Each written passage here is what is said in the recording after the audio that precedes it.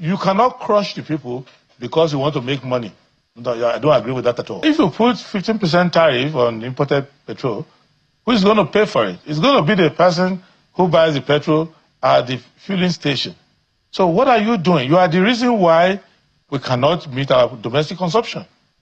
The president is the Minister of Petroleum. What kind of chaotic system is this? But there are those who think that this decision, although it might not be immediate in action in terms of how practical it will be, but there are those who say this is the right decision to take to encourage local production. I understand the economy has been very good to journalists, but you see, when you look to at journalists, I mean, I assume that's why you're talking like that. President Tinubu is a clever tax collector. He wants to collect tax from you for everything, including oxygen tax, very soon if you're not careful. Because you mean the air we breathe in? Yes, because Tinubu will tax the air. Just give him time. He's going to get there. Is that even fair to say that the for example, we have 2 refineries in Port Harcourt built and we're spending so much money on it. We have 1 refinery in Warri where we built it and we are spending a lot of money on it. We have in Kaduna, we built it and we're spending a lot of money on it. They haven't made these refineries to work. So that's number 1 question before you start to put tariff on who? We gave you refineries to manage. You appointed yourself Minister of Petroleum. We spent billions on turnaround maintenance. You are not making refineries to work. You are the reason why we are importing.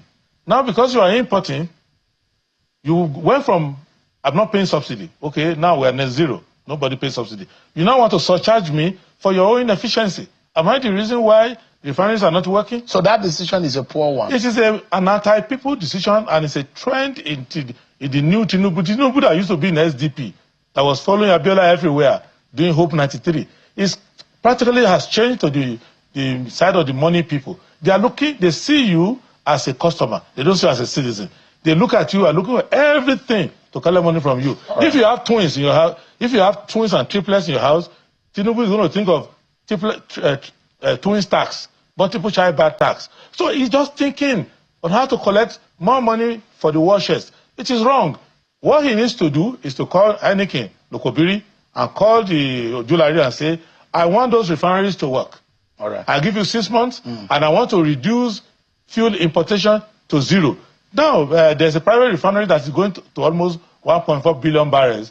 Why are they going to 1.4 billion barrels from 650,000 barrels a day, Dangote? It's because they see that there's a market for what they are producing. What are the other smaller refineries that are coming up? What are they with the modular one? All right. So imagine a particular person who goes home, finds a letter from his landlord saying your rent has increased, gets a letter from the school that the school fees for his children has increased, gets a note from the wife that the amount you gave me last month for food is not enough now, takes the child to the hospital, finds out that he has to pay more money, and on his way to the hospital, he has to go and buy fuel. The fuel is higher than before, or he takes public transport, he pays more.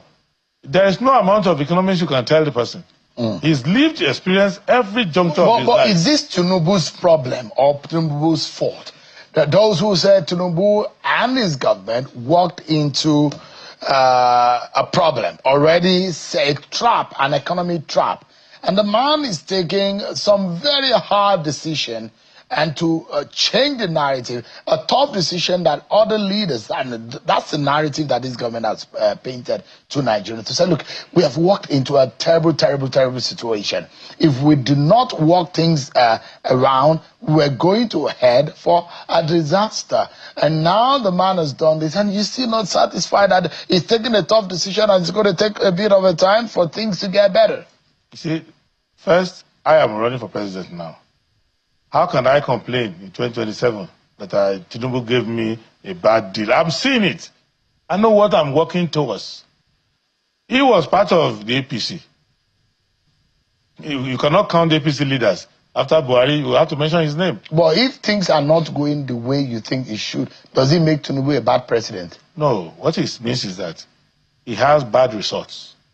He may be a good... I look at him, the way he talks, the way I don't know him too well, the way he talks, the way he behaves, looks like a good person. But we are not in shortage of good people in government. It's the good result we don't have. So you can't send your child to school and the child comes with F9 parallel. And they say, oh, the teacher is a great teacher, he can teach well. So is this government a failure? With capital F, I think so. They're failure in many things. Even for things they said. You said renew hope. They can't even pay the renewal fee of the hope. The hope expired. So you cannot leave people stranded. From what I see, even with the fiscal situation that they've created, if they had used 1/3 of the savings to deal with the emergency situation, then they can now follow the long-term trajectory. Because in economics, just like in history, we have periodization. In economics, you have time scale. You have the immediate, you have the medium term, the immediate is short term, you have the medium term, you have the long term. When I'm analyzing the short term, you cannot be telling me about the long term. It's like a student who is doing continuous assessment, and assessment is 20%, and he scored 3 out of 20. And he said, don't worry, sir, during the exam, I'm going to make it up. So you're painting a picture as though because there is a lot of confidence that this government and this president and this party will win by wide margin in 2027, and they are confident that things will get better. But what you are painting is that this government and this president is not even electable in 2027. That's the kind of painting that you are, the narrative. But you see people defecting the APC, and they say that it's because the president is doing well and they want to support him. That's why they are going there. Okay. But you are painting a different picture. Is that fair? Okay. The way I'm interacting with you as your guest is not the way the audience watching the TV, watching us on TV, going to interact. It's not the same way the guy who supplies camera to you. So everybody has a way of interacting with the government. If you are a government contractor, if you are part of the government, if you are an appointee of the government, if you are in the political party and you are the leadership, you have a way to assess the government. But are we going to shut out the way ordinary Nigerians assess the government? I don't speak for the governors, because the governors are swimming in money, though they are dry of ideas. And they are going to work with the president because the president is cooperating with them, is allowing them to go on with their fiscal rascality, is allowing them to be floating around and not doing, because he is looking at them as political assets. He has his right.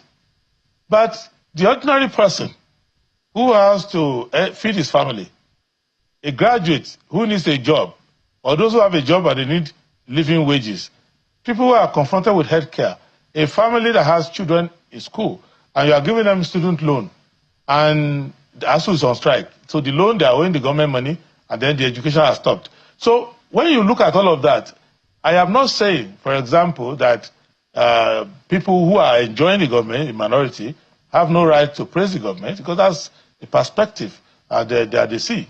But I represent the Social Democratic Party, a party of common men, ordinary people, and I have to speak for them. And the ordinary man is not interested in how many governors cross to your side. He's interested in, can he get a job? Can he be safe?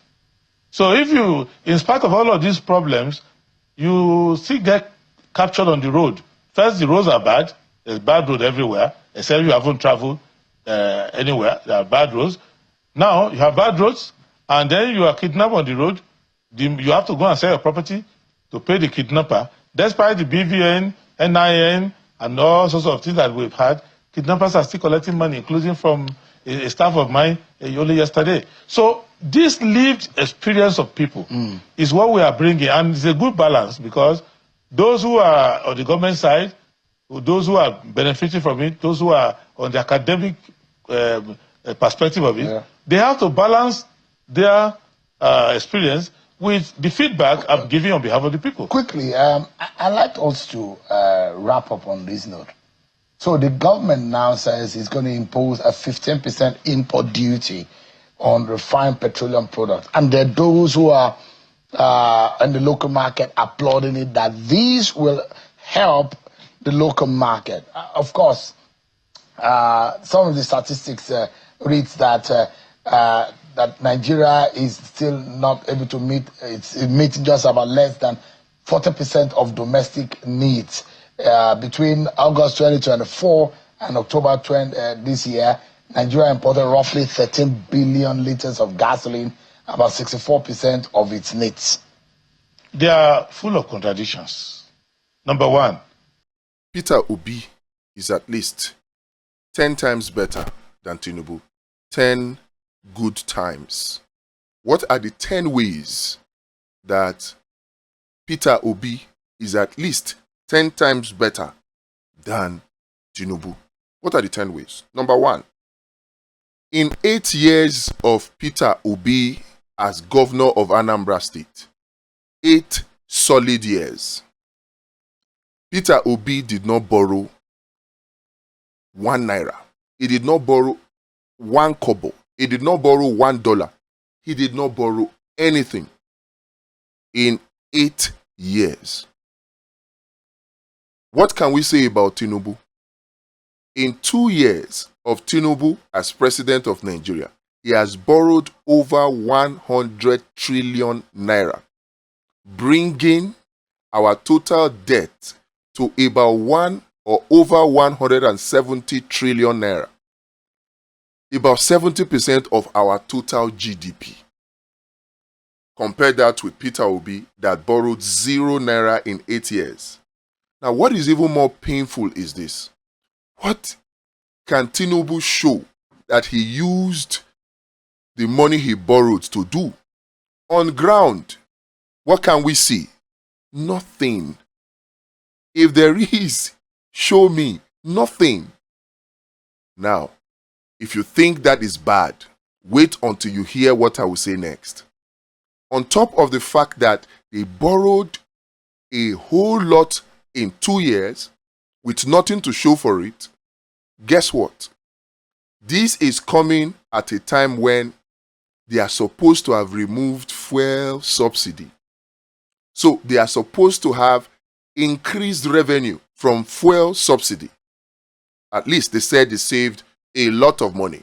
Where is that money that is saved? This is also coming at a time where Tinubu has taxed the hell out of Nigerians. And he's still planning to tax them more starting from January 2026.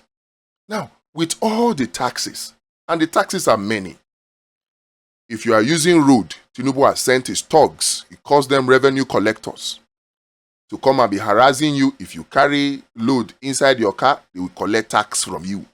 The other day, a family was wiped out because of the greed of these tax collectors. Increased road fares, school fees has increased. Forget the propaganda of student loan. You increase school fees by over 1,000%, and then you provide student loan to less than 40% of the students. Where are the remaining 60% supposed to get the money from to pay for the high school fees? Even in National Association of Nigerian Students, they're not talking about it. Those ones appear to have been bought. But that's a matter for another day. They have increased electricity tariffs. They have increased telecommunications tariff, what you spend on data and phone call. They have increased it. Tell me, apart from air that they have not taxed and increased tax on, what is it that Tinubu has not increased tax on? Now, with all of this tax, they make so much money. The Federal Inland Revenue Service, FIRS, soon to be called NTA, has reportedly declared huge revenues.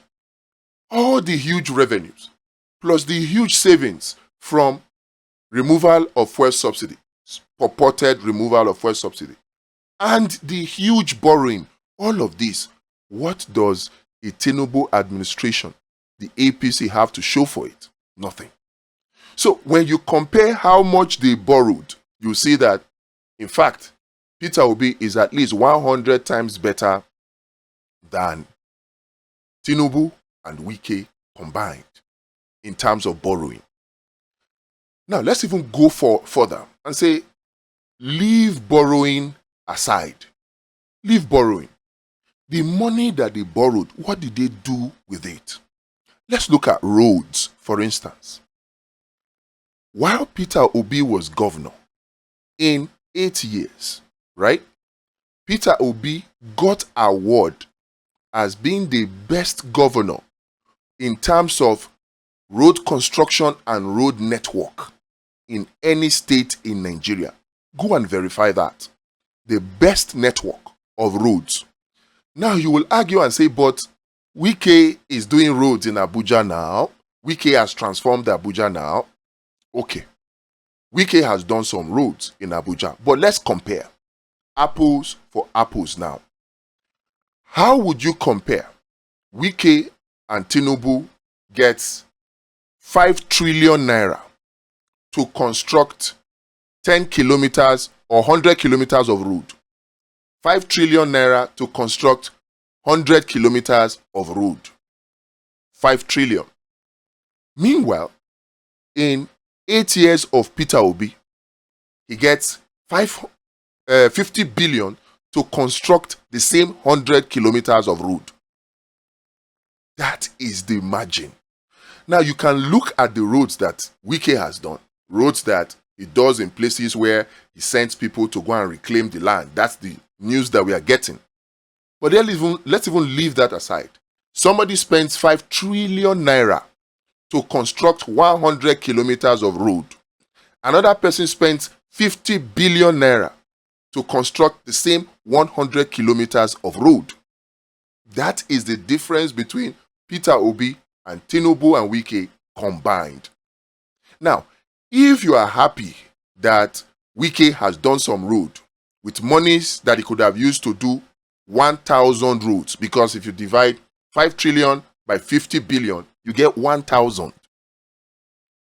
If you are happy that he has done 100 kilometers of road with 5 trillion naira, imagine what Peter Obi will do with 5 trillion.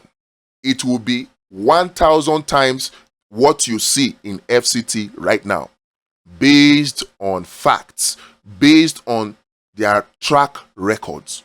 So when I even say Peter Obi is 10 times better, I am putting it mildly.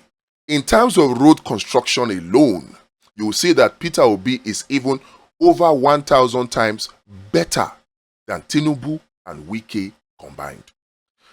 Don't argue or don't fall for the argument that, what about those other leaders that did not do roads in FCT? Come on, look at Peter Obi's track record. Did he build roads in Anambra? Did he? Did he get the award as the best governor in terms of road networks in Nigeria when he was governor? He did. So you see that if Wike did 100 kilometers of road, trust me, you will see 1,000 kilometers of road with even 10% of what Wike has spent. Don't forget that Wike is spending this inflated money on roads when school teachers in the FCT have not been paid. School teachers in the FCT have not been paid. School teachers, they have not been paid. Doctors have not been paid. Doctors in the FCT, they are on strike. ASU is on strike. NASU is threatening strike. The Polytechnic one. All of these things are happening at this time when the money that could have been used to pay them have been wasted. Well, you may not call it wasted, but it's still wasted when you consider that the road construction that has been done by Tinubu through Wike in these past 2 years, they have been hyper inflated.